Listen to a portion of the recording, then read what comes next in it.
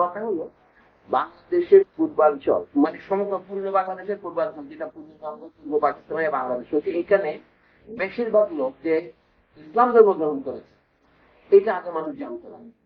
এটা প্রথম সক্রিয়ভাবে জানতো হলো 1852। আপনারা সবাই জানেন সিপাহী বিদ্রোহ যেটাকে বলে সেই ঘটনার 7-8 বছর পর ইংরেজরা সারা ভারতে আদমশুমারির সিদ্ধান্ত নেয় 1865 সালে। আর জাতীয় হিসাবে গন্ডগোল হয় তারা বলে রবীন্দ্রনাথ ঠাকুরের বয়স যখন 4 বছর তখন আদমশুমারির সিদ্ধান্ত নেওয়া হয়। এটার ফলাফল প্রকাশিত হয় 6-7 বছর পরে 1872 প্রথম। এই ফলাফল পড়ে সকলে অবাক হয়ে গেল যে পূর্ব বাংলায় চট্টগ্রাম বিভাগ যেটা এখন বর্তমানে সিলেট সহ রাজশাহী ঢাকা এইখানে জনসংখ্যার 50-এর বেশি মুসলমান এবং বাকি দুটো প্রেসিডেন্ট এবং বর্ধমান সেখানেও মুসলমান 48-47 এরকম হয়েছে। এইটা তাদের মনে প্রশ্ন জেগালো যে বাংলাদেশে গোপনে গোপনে এত লোক কিভাবে মুসলমান হয়ে গেল। প্রথম প্রশ্ন কখন মুসলমান হয়ে গেল এবং সেখন কি কারণে তারা মুসলমান হলো এবং জেলাওয়ারি হিসাব করা হলো কোন জেলায় মুসলমান চট্টগ্রাম সিলেটে মুসলমানের সংখ্যা বেশি। সেই সমস্যাটার উপর ভিত্তি করে বঙ্কিমচন্দ্র চট্টোপাধ্যায় যিনি অত্যন্ত বুদ্ধিমান লোক ছিল তিনি প্রায় 7-8-9 বছর পরে একটা প্রবন্ধ লিখতেন বাংলার ইতিহাস সম্বন্ধে কয়েক করা বাঙালির উৎপত্তি বঙ্কিমচন্দ্র আছে আপনার মাথার উপরে বাকি করে গেলে পাবেন। সেই বইতে উনি দেখাচ্ছেন যে সবগুলি লোককে মুসলমান হয়ে গেল না একটা কারা মুসলমান এরা কি স্বদেশী বাঙালি নাকি এরা বিদেশ থেকে আগত। তার প্রায় ইংরেজ কয়েকজন মেবারজি বলে এক লোক রিজলি বলে আরেক লোক আরো বিভিন্ন রকম পণ্ডিতের লেখা আপনারা জানি এত নাম বলে আপনাদের মাথাতে গন্ডগোল করতে চাই না এদের নাম বলছে ইংরেজ পণ্ডিত নৃত্য বিচার বলতো পাথনোলজিস্ট তারা তোমরা লিখলো কি যারা বাঙালি মুসলমান তারা অধিকাংশ এখানে আগে নিম্ন বর্ণের হিন্দু ছিল। তবে মুসলমানদের মধ্যে একজন নেতা তার নাম খন্দকার ফজলেরা মুর্শিদাবাদের নামকা ওয়াক্তে যে নবাব তাদের একজন দেওয়ান থাকতো ক্ষমতা নাই নবাবের কিন্তু কোনো ঢাল নাই তলোয়ার নাই নিধিরাম সর্দারদের একজন ছিল। এখন যিনি আছেন আমাদের দেশে বড় অর্থনীতিবিদ রেহমান সুবহান তার আত্মীয় তার পূর্বপুরুষদের একজন ফলে খন্দকার ফজলে রাব্বি মানে মুসলমান কিন্তু খন্দকার মানে কি উচ্চ বর্ণের মুসলমান। উনি যেটা বই লিখলেন 1893 ফার্সি ভাষায় হকিকতে মুসলমান আমি বাঙ্গালা এটা ইংরেজি অনুবাদ তিনি নিজেই করলেন 2 বছর বলে যে অরিজিন অফ মুসলমান অফ বেঙ্গল উনি মুসলমান কথাটা রাখলেন ইংরেজিতে। সেই বইটা উনি বললেন যে না না এটা ঠিক হয় না এতগুলি লোক নিম্ন বর্ণ থেকে মুসলমান হতে পারে না। মুসলমান কি করে এক সংখ্যা বৃদ্ধি হলো আমরা সেই সুলতানি আমল থেকে নবাবী আমল থেকে মুঘল আমলের 600 বছর ধরে 400 বছর ধরে আফগানিস্তান থেকে ইরান থেকে তুর্কিস্তান থেকে মুসলমানদের জানে আছে না ইরান তুরান পার হয়ে আর তোমার দেশে এসেছে গো ইরান তুরান থেকে পার হয়ে তারা কিন্তু মুসলমান এটা তো পপুলার গান উনি খন্দকার ফজলে রাব্বির কথা সেটাই ইংরেজরা যে তদন্ত করেছেন ওরা বলছে এই সার্ভেটা ঠিক হয় না। তবে যে আপনি জানেন স্ট্যাটিস্টিক্যাল স্যাম্পলিং কিভাবে করে সারা দেশে তো আর তৈরি করে নাই কয়েকজনের মাথার খুঁজ মেয়ে দেখেছে বাংলাদেশের ব্রাহ্মণরাও থেকে নিম্নবর্ণ হিন্দুদের মতো। পরে দেখা গেছে ব্রাহ্মণদের মধ্যে শতকরা 7 জনকে মাত্র বলা যায় উত্তর ভারত বা বাংলার বাইরে থেকে বা কর্ণাটক থেকে অধিকাংশ বাংলার যে নিম্নবর্ণের কোন চন্ডাল রাজবংশী নিম্নবর্ণের কিন্তু তাদের সাথে ব্রাহ্মণদের কোনো পার্থক্য নেই। এটাকে বলে রেশিয়াল ইন্টারমিক্সার। এটা ভারতের একটা ওরিয়েন্টালিজমের গত 100 বছরের একটা মাথা ব্যথা। বঙ্কিমচন্দ্র বুদ্ধিমান লোক ছিলেন 1880 সালে উনি বলছেন না আমার মধ্যে বিশ্বাস নাই। খন্দকার ফজলেরা 15 বছর আগে বঙ্কিম বলছেন যে বাংলায় যে এত লোক মুসলমান হয়েছে এগুলি নিশ্চয় বাইরে থেকে আসে নাই এগুলি আমাদের এই লোক সমান যারা বাঙালি যেহেতু বাংলায় কথা বলে বঙ্কিম ব্যাপারে একদম বিদায় কিন্তু কেন মুসলমান হয়ে গেল তত্ত্ব তখন চালু হলো যে ওটা কিন্তু মুসলমান হিন্দু সমাজের অত্যাচারের ভয় নিম্ন বর্ণ অথবা হিন্দু সমাজ বোঝার খুব জটিল আছে ইংরেজিতে কথা আছে আউটসাইড ইন। আউটসাইড ইন মানে কি গায়ত্রী চক্রবর্তীর নাম তরুণরা শুনেছেন যেহেতু তিনি এখন ক্রেজ এডওয়ার্ড সাইডের পাশে চাকরি করতেন আমি সৌভাগ্য যে তার পরিচয় আছে ওনার একটা বইয়ের নাম আছে outside in the teaching machine. উনি 40-50 বছর মাস্টারি করতেছে কিন্তু মাস্টারের ভিতরে এখনো ঢুকতে পারিনি। Outside in the teaching machine এখন যে চাকরিটা আমরা করি বিশ্ববিদ্যালয়ের চাকরি টিচিং মেশিন বলা ভালো। আপনারা যখন মেশিন থেকে কফি বের করে খান আমার শিক্ষকরাও কিন্তু শিক্ষক আমি আমার কোনো দরকার নেই, আমার জায়গায় আরেকজন টিচার আছে পড়াই পড়াবে, কেন তো সবসময় সিলেবাস পড়ায়, আমি সবসময় বিশ্বব্যাংক মনিটর করে, বিশ্বব্যাংক মানে ইউজিসি মনিটর করে, এবং আইকিউএসসি করে আমাদের, এরপরে যে ইন্টারনাল কোয়ালিটি অ্যাসেসমেন্ট সেল।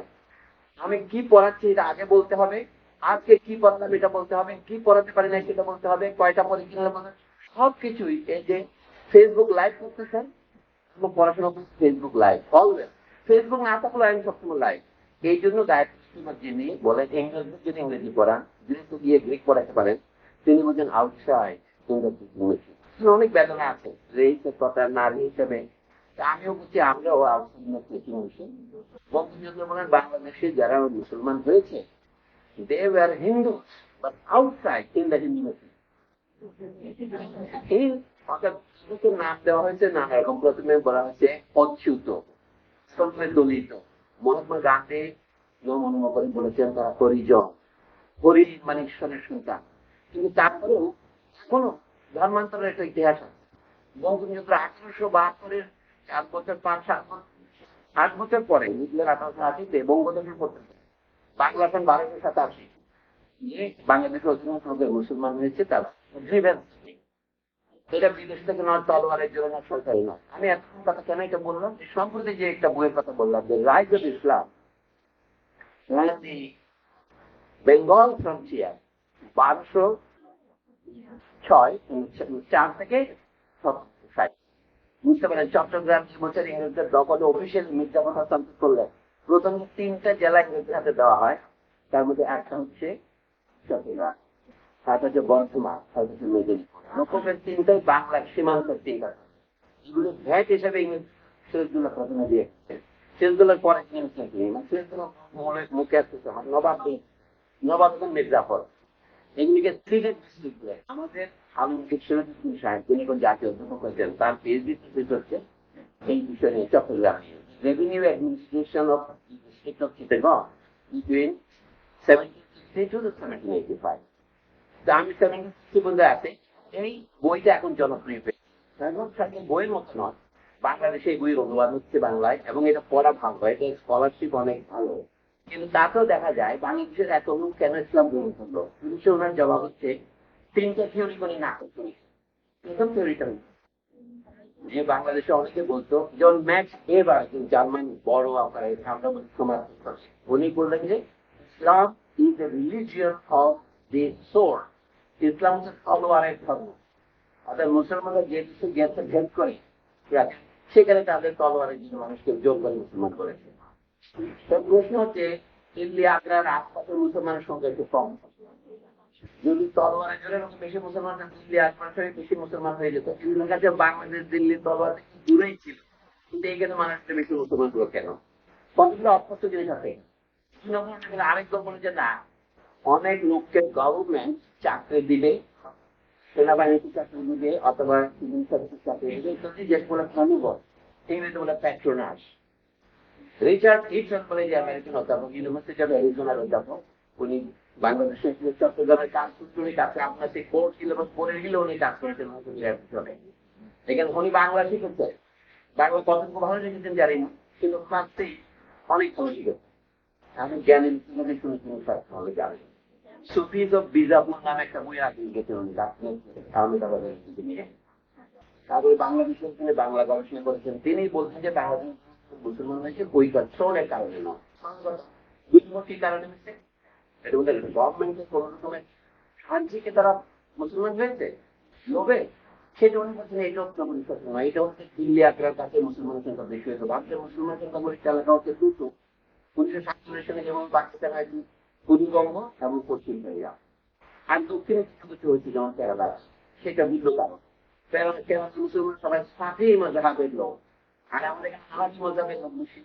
তো আরবদের তারা যারা মুসলমান ইসলাম হয়েছে, এমনকি ইন্দোনেশিয়া এবং মালয়েশিয়া এবং কেরালায় মালাবারে, তাদের সাথে মজাবি বেশি তাদের মধ্যে। কিন্তু বাংলাদেশের সাথে মজাব বেশি নয়, বড়জোর থেকে তাহলে এটা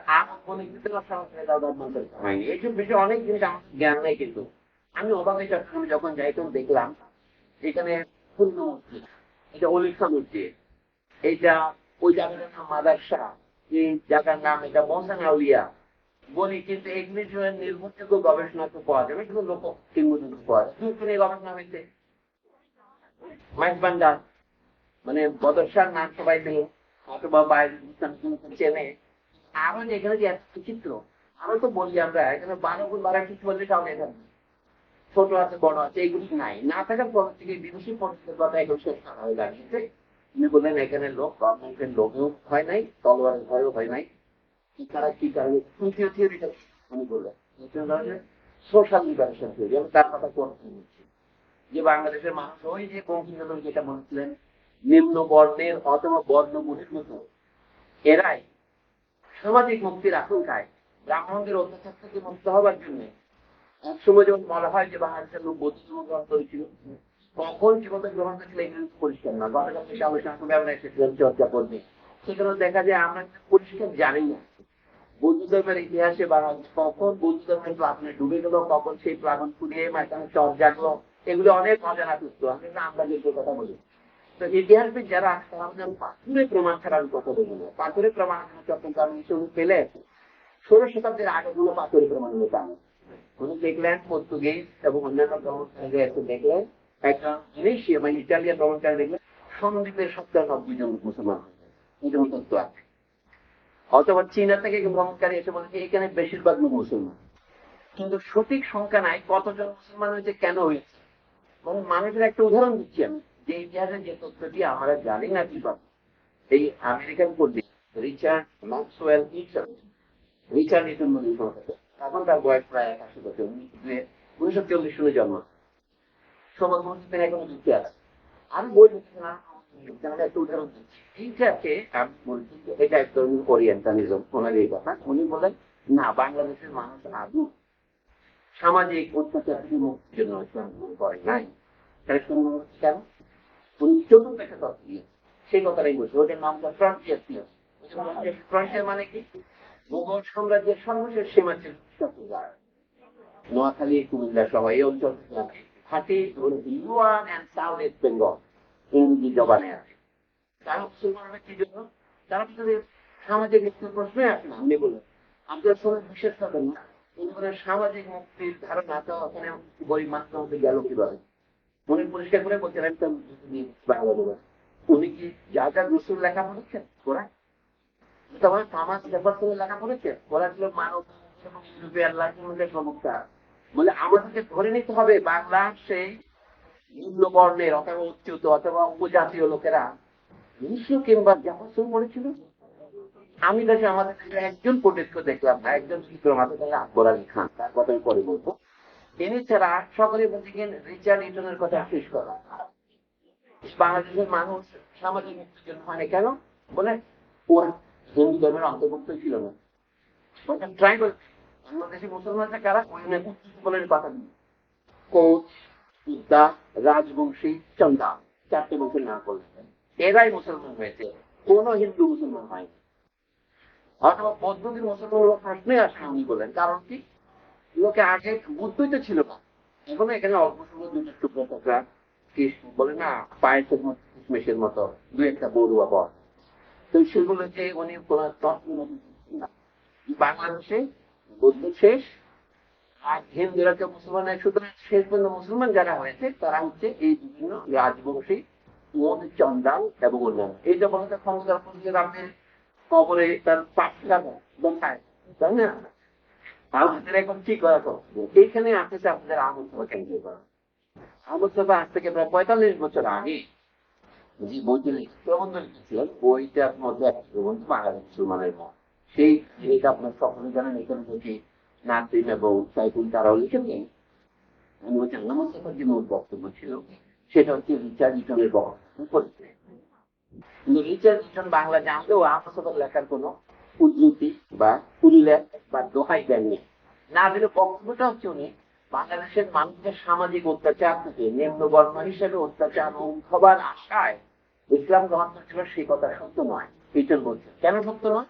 প্রথমত নিম্ন বর্ণই তারা ছিল না, খেয়াল করেন। দ্বিতীয়ত তাদেরকে অত্যাচার করার মতো এখানে ব্রাহ্মণ ছিল কোথায়? তারা তো ব্রাহ্মণ সমাজের আওতাভুক্তই হয় নাই, তৎপরে তারা নিঃস্ব কিংবা জ্যাফারসন করে নাই। তো তার সামাজিক মুক্তির ধারণা তাদের মনে আঘাত করে। তারপর টেলিভিশন তারা অনেক আগে মুসলমান হয় না, তারা মুসলমান হচ্ছে মোগল আমলে, বিশেষ করে সপ্তদশ এবং অষ্টাদশ শতাব্দীতে। মানে কি ইংরেজরা যখন দখল করছে সেই সময় লোক মুসলমান হচ্ছে। তার প্রমাণ উনি কি হাত করবেন, চট্টগ্রামে পীর ফকিরের এত সুন্দর বৃদ্ধি। আমি কেন এটা বলছি, এখন ইসলাম প্রচারের উদ্দেশ্যে বলছি না, আমি বলছি যে সেটা হচ্ছে এনারা শুধুমাত্র পীর ছিলেন না, এরা অনাবাদে জমি আবাদ করা আর কারিগর ছিলেন। এই জায়গার নাম ছিল ইসলামাবাদ দ্বীপ। অর্থাৎ মুঘলরা চট্টগ্রাম দখল করার পরে, এটা 1666 সাল মানে 1700 শেষে, তখন ধীরে ধীরে এখানে বিভিন্ন এলাকায় যেগুলো নয়াবাদ মহল বলে জমি পাঁচ ছয় কিনে আবিষ্কার করেছে। বিভিন্ন রকম চট্টগ্রামের এই পোর্ট দেখা পাঁচটি দলে বিভিন্ন পড়তে পারে। সেখানে আছে যে মোগলরা ইংরেজিতে বলে ট্যাক্স ফ্রি, ল্যান্ড ট্যাক্স ফ্রিকে আবিষ্কার করে লাভ খরাজ, জমির খাজনাকে খরাজ বলে আমরা বাংলাদেশ খারাজ বলি, কিন্তু মার্কেট দিয়ে আপনারা লাখেরাজ বলি আমরা। এই লাখেরাজ জমি দিয়েছে মুঘল সরকার, মানে মুঘলদের নবাবেরা এই ইসলাম খান পদ্ধতি। এই জন্যই অধিকাংশ মুসলমান হয়েছে জমির লোভে। আবার ঘুরে ফিরে কিন্তু বলে আমি তোমাদেরকে হাতে মারবো না, তোমার বলে যুক্তি হচ্ছে কি মুসলমানরা প্যাট্রোনেজের কারণে মুসলমান হয়, কিন্তু জমি গ্রামটা দেওয়া হয়েছে যে সময় উনি নাম দিয়েছেন পায়োনিয়ার, যাদেরকে আমরা পীর বলি, তারা জমিরা এবং তাদের বংশীরা উত্তরাধিকারী সূত্রে জমিটা নেই। ওই যে বসেছে মাজার বসেছে ওইগুলি নিয়ে আমি তত্ত্ব করেছি। সুতরাং যারা দলে দলে তাদের পীর হয়েছে, তারা তাদের ম্যাজিকের আকর্ষণে কিছুটা হয়েছে, যেহেতু মাঝে যেমন যে মেরাজ না, অধিকাংশ ক্ষেত্রে তারা কিন্তু জমি আবাদের কাজে অংশগ্রহণ। কিন্তু অনেকগুলো দেখেন তুমি দেন নাই। উনি বলছেন মুঘলরা কি জমির এই লাখের পাটটা শুধুমাত্র মুসলমানদের দিয়েছিল? বলছেন না, কিছু কিছু হিন্দুকে দিয়েছিল। তখন তাদের শর্ত দেওয়া হচ্ছিল মুঘল সাম্রাজ্যের স্থায়িত্ব এবং সমৃদ্ধির জন্য আপনাকে প্রার্থনা করতে হবে, শর্ত লেখা আছে। কিন্তু সব রাজায় আপনি যদি জিন্দাবাদ না দিয়ে সরকার এখানে বক্তৃতা দিতে পারবেন? দুনিয়ারই নিয়ম, প্রশংসা করতে হবে। আমি কখনো নিন্দা করি না কারো। তো এই জন্য বলছি, অনেকে বলেছে না আমি তো সবসময় এক সরকারি দলই করি, সরকার বদলায় আমি কি করবো? সরকারি দলই আছে। দলটা কি? দলটা হচ্ছে উনি বললেন মোগলরা বলেছেন আমরা হিন্দু মুসলমান ভেদ করি না, কাউকে মুসলমান করার জন্য আমরা বলি না। কিন্তু জমিদাররা যারা বেশিরভাগ প্রতিভাবান, তার কোথা থেকে আসছে পাইওনিয়ার ঘটনা পরিষ্কার বলেননি, তারা যখন নতুন জমি আবার হচ্ছে সেখানে তারা লোক বলে আর একটা শব্দ দিয়েছে, যদি তুমি হিন্দু হও তোমাকে এখানে একটা মন্দির করতে হবে। পাঁচটার সত্য, যদি তুমি মুসলমান হও তোমাকে একটা মসজিদ করতে হবে। অনেক গবেষণা করেছেন, বাংলাদেশের মসজিদের সংখ্যা সেই ফকির আমল থেকে একেবারে ইংরেজ দখল পর্যন্ত মসজিদের সংখ্যা বৃদ্ধি করেছে। বেশিরভাগ মসজিদ হয়েছে সুলতানি আমলের শেষ দিকে এবং মোগল আমলের প্রথম দিকে, এবং দেখা যাচ্ছে সংখ্যাটা 35 হয়ে গেল। প্রথমে জামে মসজিদ, করবে সাধারণ মসজিদ। খুব মজা, রাজশাহীতে একটা প্রতিষ্ঠান আছে বরেন্দ্র রিসার্চ সোসাইটি, তাদের মিউজিয়াম আছে। ওইখানে শামসুদ্দিন আহমেদ এক ভদ্রলোক ইনস্ক্রিপশন অফ বেঙ্গল একটা বই বেরিয়েছেন মানুষের সাথে। সেই বইয়ের তথ্য ব্যবহার করে বিজ্ঞানীজন লিখেছেন বাংলাদেশের মসজিদের সংখ্যা বৃদ্ধি এবং হ্রাসকে কেন্দ্র করে বলে কখন বেশিরভাগ লোক মুসলমান হয়েছে। এগুলো অনুমান ভিত্তিক লেখা, কিন্তু খারাপ নয়। তার বক্তব্য হলো কি বাংলাদেশের শুরুর দিকে বেশি লোক মুসলমান হয়নি, মুঘল আমল থেকে মুসলমান মানুষ শুরু হয়েছে, এবং তার প্রধান কারণ জমি।